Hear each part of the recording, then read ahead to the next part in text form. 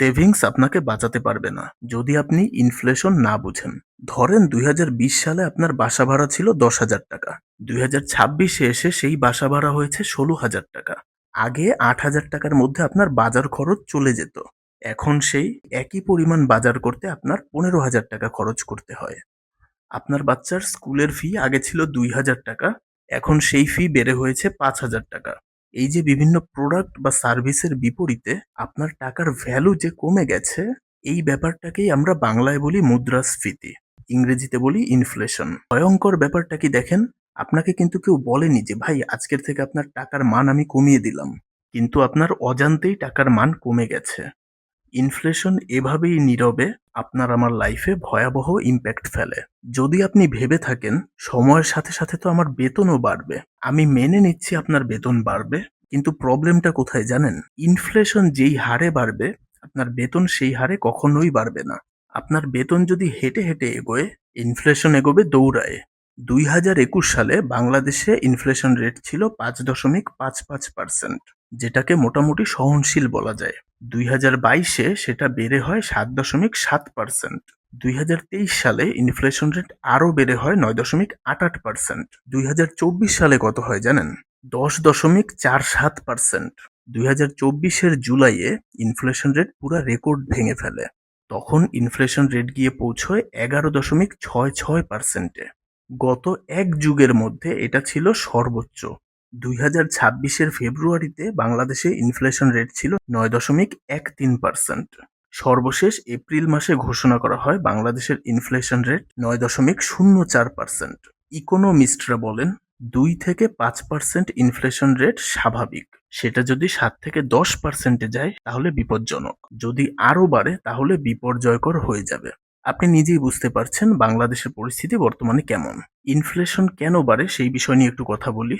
প্রথম কারণ, ডিমান্ড অনেক বেড়ে যাওয়া। মনে করেন একটা গ্রামে ১০টা পরিবার থাকে, এক একটা পরিবারে প্রতিদিন ১ কেজি করে চাল লাগে। তার মানে প্রতিদিন বাজারে ১০ কেজি চাল দরকার। যদি বাজারে ঠিক ১০ কেজি চালই থাকে, ধরে নিচ্ছি মোটামুটি কোনো সমস্যা নেই। হঠাৎ সেই গ্রামে আরো ৫টা পরিবার এলো। এখন কিন্তু ডিমান্ডও বেড়ে ৫ কেজি বেড়ে ১৫ কেজি হয়ে গেল। বাজারে কিন্তু চালের সাপ্লাই বাড়েনি। বাজারে এখনো প্রতিদিন ১০ কেজি করে চালই আসে। যখনই এই ১০ কেজি চাল কেনার জন্য ১৫টা পরিবার বাজারে ভিড় করবে, তখনই দোকানদার চালের দাম বাড়িয়ে দিবে। আগে একটা পরিবার ১ কেজি চালের জন্য যত টাকা খরচ করত, এখন তাকে আরো বেশি টাকা খরচ করতে হবে। চাহিদা বেড়ে যাওয়ার কারণে এভাবেই ইনফ্লেশন দেখা দেয়। সেকেন্ড কারণ, প্রোডাকশন কস্ট বেড়ে যাওয়া। একজন কৃষকের ধান চাষ করার জন্য সার লাগতে পারে, ডিজেল লাগতে পারে, শ্রমিক লাগতে পারে। যদি এইসবের দাম বেড়ে যায় তাহলে কৃষকের ধান উৎপাদনের জন্য খরচও বেড়ে যায়। সেই খরচ কৃষক কিভাবে পোষায়? ধানের দাম বাড়িয়ে দিয়ে। যেই প্রোডাক্টের প্রোডাকশন কস্ট যত বেশি, ওই প্রোডাক্টের প্রাইসও তত বাড়বে। ৩ নাম্বার কারণ হলো টাকার নিজের দামই কমে যাওয়া। টাকার এগেইনস্টে ডলারের দাম দিন দিন বাড়ছে। কয়েক বছর আগে $১ কিনতে ৮৫ থেকে ৮৬ টাকা লাগতো, এখন লাগছে প্রায় ১২২ থেকে ১২৩ টাকা।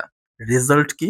আমরা যত পণ্য বিদেশ থেকে ইম্পোর্ট করি, তেল বলেন, গ্যাস বলেন, গম, মেশিনারি সবকিছুর দাম অটোমেটিক্যালি বেড়ে যাচ্ছে। ৪ নাম্বার কারণ, সাপ্লাই চেনের প্রবলেম। এই প্রবলেমটা অনেকটা প্রথমটার সাথে সিমিলার। পণ্য পরিবহন যখন বাধাগ্রস্ত হয়, বাজারে যদি পণ্য কম আসে, তখন ওই পণ্যের ডিমান্ড যত বাড়তে থাকে, বিক্রেতারা ডিমান্ডের সাথে সাথে প্রাইসও বাড়াতে থাকে। সিন্ডিকেটের কথা তো আর বলতে হবে না। বাংলাদেশের বেশ মধুর একটা শব্দ হচ্ছে সিন্ডিকেট। সারা বছরই দেশে সিন্ডিকেটের কাহিনী চলতেই থাকে। ইনফ্লেশন যেহেতু বোঝাটা একটু কষ্টকর, হরহামেশাই ধরতে পারা যায় না, তাই এর প্রভাবটাও ধরতে একটু সময় লাগে। আমি আপনাকে কয়েকটা বিষয় বলছি যা থেকে আপনি বুঝতে পারবেন ইনফ্লেশন সরাসরি কিভাবে আপনার লাইফে ইম্প্যাক্ট ফেলে। আপনার আশেপাশে এমন অনেক পরিবার দেখবেন যারা রোজ মাংস খেত, এখন হয়তো সপ্তাহে ১ দিন খায়। এখন এমন অনেক মানুষ আছে যারা ব্রয়লার মুরগিও অ্যাফোর্ড করতে পারে না। আলু ভর্তা, ডিম, ডাল হচ্ছে তাদের বাঁচার ভরসা। ধীরে ধীরে সেই ডিম ডালের দামও বাড়ছে। এখন তারা কি খাবে আপনিই চিন্তা করেন। সহজ কথায় আপনার খাবারের থালা ছোট হয়ে যাচ্ছে। আরেকটা ব্যাপার দেখেন, আপনার সঞ্চয় কিন্তু কাজে আসছে না। ধরেন আপনি ব্যাংকে ১ লাখ টাকা রেখেছেন, আপনি ইন্টারেস্ট পাবেন ৫ থেকে ৬%, কিন্তু ইনফ্লেশন হচ্ছে ১০%। ইন্টারেস্ট পাওয়ার পর আপনার ৫ থেকে ৬% টাকা বাড়বে, কিন্তু সেই টাকা দিয়ে আপনি যে কিছু কিনবেন, সেই পারচেজিং পাওয়ার আপনার 10% কমে যাবে। এই বিষয় নিয়ে আলাদাভাবে একটা ভিডিওতে আলোচনা করব। আরেকটা বড় প্রবলেম হচ্ছে ছোট ব্যবসাগুলো টিকতে না পেরে হারিয়ে যাচ্ছে।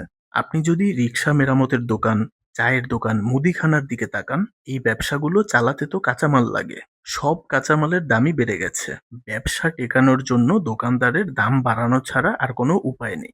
প্রবলেম হলো এইসব দোকানদাররা যখন তাদের প্রোডাক্ট বা সার্ভিসের দাম বাড়ায়, তখন কাস্টমাররা এইসব প্রোডাক্ট বা সার্ভিস নেওয়াই বন্ধ করে দেয়। দিন শেষে ব্যবসায়ী তার ব্যবসাকে গুটিয়ে নিতে বাধ্য হয়। আরেকটা বিষয় নিয়ে খুব বেশি কথা হয় না, বাট এটা সত্যি। যখন সবকিছুর দাম বাড়ে, আপনার সংসারের খরচ চলে না, তখন আপনার মেন্টাল হেলথ আস্তে আস্তে ড্যামেজ হয়ে যায়। মেন্টাল প্রেশারের কারণে অনেক সময় বেশ বাজে পরিণতিও হয়। সমাধান কি? আপাতত কয়েকটা বিষয়ে ভালোভাবে মনোযোগ দিতে হবে। খরচের আগে ভালোভাবে বাজেট করে নিবেন। অপ্রয়োজনীয় খরচ কমানোর চেষ্টা করবেন। যেখানে যেখানে টাকা বাঁচানো যায় চেষ্টা করবেন বাঁচানোর। বেশিরভাগ মানুষ তাদের সেভিংস ব্যাংকটাকেই সেভিংস হিসেবে দেখে। আপনাকে আরো ভালো ব্যাংকের অল্টারনেটিভ খুঁজে বের করতে হবে সেভিংস এর জন্য। সঞ্চয়পত্র বলেন, এনএসবি বলেন, এগুলো সবই মোটামুটি ব্যাংকের চেয়ে অন্তত ভালো রিটার্ন দিবে। আরেকটা ট্রিক্স আমি শেয়ার করি, দেখেন করা যায় কিনা।